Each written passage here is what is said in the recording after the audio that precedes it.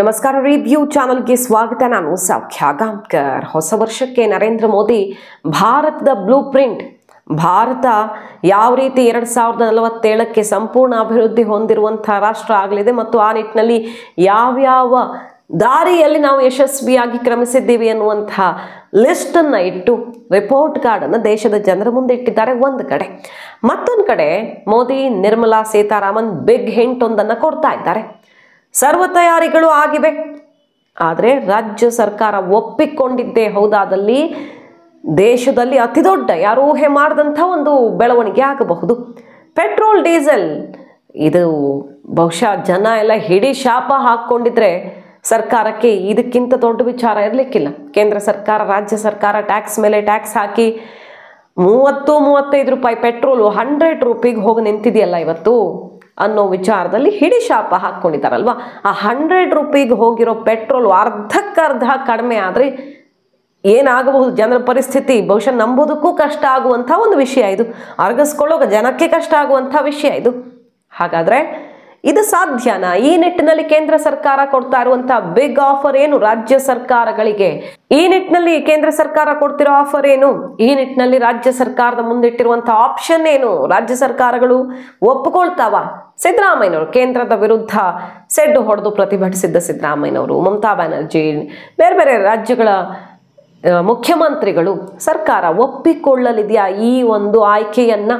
ಒಪ್ಪಿಕೊಂಡಿದ್ದೇ ಹೌದಾದಲ್ಲಿ ದೇಶದಲ್ಲಿ ಕಂಡು ಕೇಳರಿಯದ ಒಂದು ಬೆಳವಣಿಗೆ ಆಗಲಿದೆ. ಏನದು ಹಾಗಾದ್ರೆ? ಹೊಸ ವರ್ಷದ ಟೈಮಲ್ಲೇ ಕುತೂಹಲಕ್ಕೆ ಕಾರಣ ಆಗಿರುವಂತಹ ಬೆಳವಣಿಗೆ, ಜನ ಒಳಗೊಳಗೆ ಖುಷಿ ಪಡೋದಕ್ಕೆ ಕಾರಣ ಆಗಿರೋ ಬೆಳವಣಿಗೆ ಆಗಿದ್ದೇ ಹೌದಾದ್ರೆ ಅಂತ ಒನ್ ಬೈ ಒನ್ ನೋಡ್ತಾ ಹೋಗೋಣ. ಮಿಸ್ ಮಾಡಿದ್ರೆ ನಮ್ಮ ಚಾನಲ್ನ ಸಬ್ಸ್ಕ್ರೈಬ್ ಮಾಡಿ, ನಿಮ್ಮ ಅಭಿಪ್ರಾಯ ಕಮೆಂಟ್ ಮಾಡಿ ತಿಳಿಸಿ. ವೀಕ್ಷಕರೇ, ಮೋದಿ ಇಟ್ಟಿರೋ ರಿಪೋರ್ಟ್ ಕಾರ್ಡನ್ನು ನೋಡೋಣ. ಭಾರತ ಯಾವ ರೀತಿ ಬದಲಾಗಿದೆ ಅನ್ನೋದನ್ನ ಅವರು ಅಂಕಿಅಂಶದ ಸಮೇತ ಹಂಚಿಕೊಂಡಿದ್ದಾರೆ.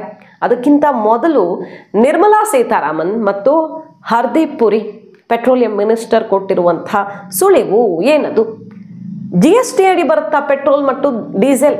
ಬಂದೇ ಬಿಟ್ಟಿದೆ ಅಂತ ಅಲ್ಲ, ಬಂದೇ ಬಿಡ್ತು ಅಥವಾ ಬಂದೇ ಬಿಡುತ್ತೆ ಅನ್ನೋದ್ರ ಬಗ್ಗೆ ಅವ್ರು ಹೇಳ್ತಿಲ್ಲ. ಆದರೆ ಬರೋದಕ್ಕೆಲ್ಲ ಸಿದ್ಧತೆಯಾಗಿದೆ, ನಮಗೆ ಏನೂ ಪ್ರಾಬ್ಲಮ್ ಇಲ್ಲ.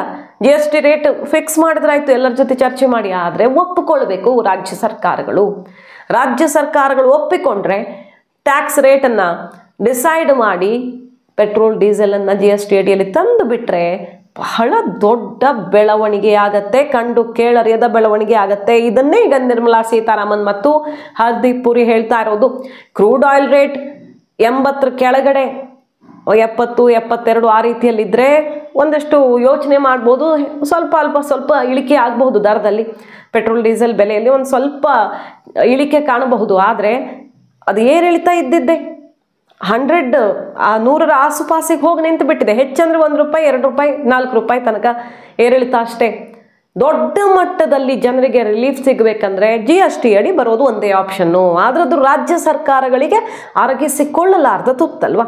ಈಗ ಅದನ್ನೇ ಹೇಳ್ತಾ ಇದ್ದಾರೆ Nirmala Sitharaman.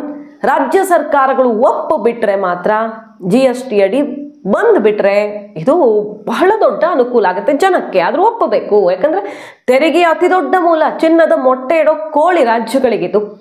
Petrol and diesel, even when GST was implemented, I distinctly remember Senior Minister then, Shri Arun Jaitley, talking about it, that the proviso exists already in the Act, meaning GST, petrol and diesel can be handled, for which the law has been already embedded. So what is pending is, once the states agree, in the council they have to decide what will be the rate of taxation. Once that decision is taken, it will be put into the act.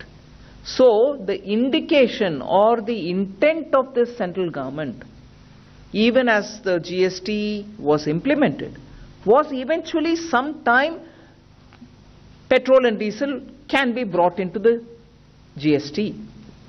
Then we didn't have to go and amend the law and everything else. The provision has already been made that it can be brought into GST. The one and only decision which is therefore expected is for the states to agree and come into the GST council and then decide what rate they will agree on.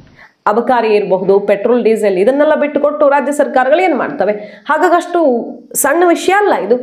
ಆದರೆ ಕೇಂದ್ರ ಸರ್ಕಾರ ಈ option ಅನ್ನು ತೆರೆದಿಟ್ಟಿದೆ ರಾಜ್ಯ ಸರ್ಕಾರಗಳ ಮುಂದೆ. ಒಪ್ಪಿಕೊಂಡ್ರೆ ನೋಡಿ, ಜನಕ್ಕೆ 50-60 ರೂಪಾಯಿ ಒಳಗಡೆ ಪೆಟ್ರೋಲ್ ಸಿಗತ್ತೆ, 38-40 ರೂಪಾಯಿಗೆ ಡೀಸೆಲ್ ಸಿಗುವಂತಾಗತ್ತೆ. ಅಂತಹ ದಿನಗಳು ಬರೋ ಅವಕಾಶ ಒಂದಿದೆ, ಅದು GST ಅಡಿಯಲ್ಲಿ ಬರೋದು. ನಿರ್ಮಲಾ ಸೀತಾರಾಮನ್ ಏನು ಹೇಳ್ತಾರೆ, ಅರುಣ್ ಜೇಟ್ಲಿ ಅವರು GSTಯನ್ನ ತರೋ ಹೊತ್ತಲ್ಲಿ ಪೆಟ್ರೋಲ್ ಡೀಸೆಲ್ ಅನ್ನು ಇದರ ಅಡಿಯಲ್ಲಿ ತರಬೇಕು ಅಂತಾನೆ ಡಿಸೈನ್ ಮಾಡಿದ್ದು. ಆದರೆ ಆಗಲಿಲ್ಲ, ಆ ಒಂದು ಟೈಮಲ್ಲಿ ಅದು ಆಗಲಿಲ್ಲ. ಆಗಬೇಕು. ಹೇಗಾಗತ್ತೆ? ರಾಜ್ಯ ಸರ್ಕಾರಗಳು ಒಪ್ಪಿಕೊಂಡ್ರೆ ಮಾತ್ರ ಆಗತ್ತೆ. ಸೊ ಆ ಆಪ್ಷನ್ ಅನ್ನು ಈಗ ರಾಜ್ಯ ಸರ್ಕಾರಗಳ ಎದುರಿಗೆ ಇಟ್ಟಿರೋದು ಕೇಂದ್ರ ಸರ್ಕಾರ. ನಿರ್ಮಲಾ ಸೀತಾರಾಮನ್ ಮತ್ತು ಪೆಟ್ರೋಲಿಯಂ ಮಿನಿಸ್ಟರ್ ಈ ವಿಚಾರವನ್ನೇ ಹೊಸ ವರ್ಷದ ಟೈಮಲ್ಲಿ ಬಿಡಿಸಿ ಹೇಳಿರೋದು.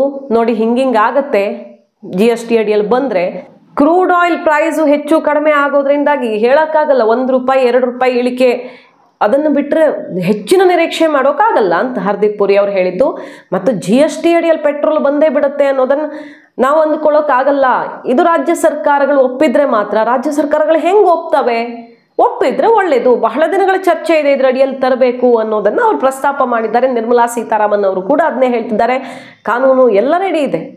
ತರಬೇಕು ಅಂದರೆ ಟ್ಯಾಕ್ಸ್ ರೇಟನ್ನು ಡಿಸೈಡ್ ಮಾಡೋದು ಮತ್ತು ಇಂಪ್ಲಿಮೆಂಟ್ ಮಾಡೋದಷ್ಟೇ ರಾಜ್ಯ ಸರ್ಕಾರಗಳು ಒಪ್ಪಿದ್ರೆ ಅನ್ನೋದನ್ನು ಅವ್ರು ರಿಪೀಟ್ ಮಾಡ್ತಿದ್ದಾರೆ ನಿರ್ಮಲಾ ಸೀತಾರಾಮನ್ ಅವರು. ಸೊ ಪೆಟ್ರೋಲ್ 1 ಲೀಟರ್ ತಯಾರಾಗೋದಕ್ಕೆ ಬಹಳ ಕಡಿಮೆ ದರದಲ್ಲಿ, ಅದ್ರ ಮೇಲೆ ಕೇಂದ್ರ ಸರ್ಕಾರ ಹಾಕೋ ಟ್ಯಾಕ್ಸು 30-35 ಪ್ಲಸ್ ರೇಟು. ರಾಜ್ಯ ಸರ್ಕಾರ ಒಂದು ತೆರಿಗೆ ಏನು ಹಾಕುತ್ತೆ, ನಮ್ಮ ಕರ್ನಾಟಕದಲ್ಲಿ ತಗೊಂಡ್ರೆ ಹತ್ತತ್ರ 30 ರೂಪಾಯಿ ಹತ್ರ ಹೋಗೇ ಬಿಡುತ್ತೆ ಕರ್ನಾಟಕ ರಾಜ್ಯ ಹಾಕೋ ಟ್ಯಾಕ್ಸು. ಮತ್ತು ಅದ್ರ ಮೇಲೆ ಕಮಿಷನ್ನು, ಸಾಗಾಟದ ವೆಚ್ಚ, ಡೀಲರ್ಸು, ಅವರು ಇವರು ಎಲ್ಲ ಕಡೆಯಿಂದ ತೆರಿಗೆ ಬಿದ್ದು ಅದು 100 ರೂಪಾಯಿಗೆ ಹೋಗಿ ನಿಂತಿರೋದೀಗ. ಮೂಲ ಬೆಲೆಯನ್ನು ನೋಡೋದಕ್ಕೆ ಹೋದರೆ ಅಜಗಜಾಂತರ.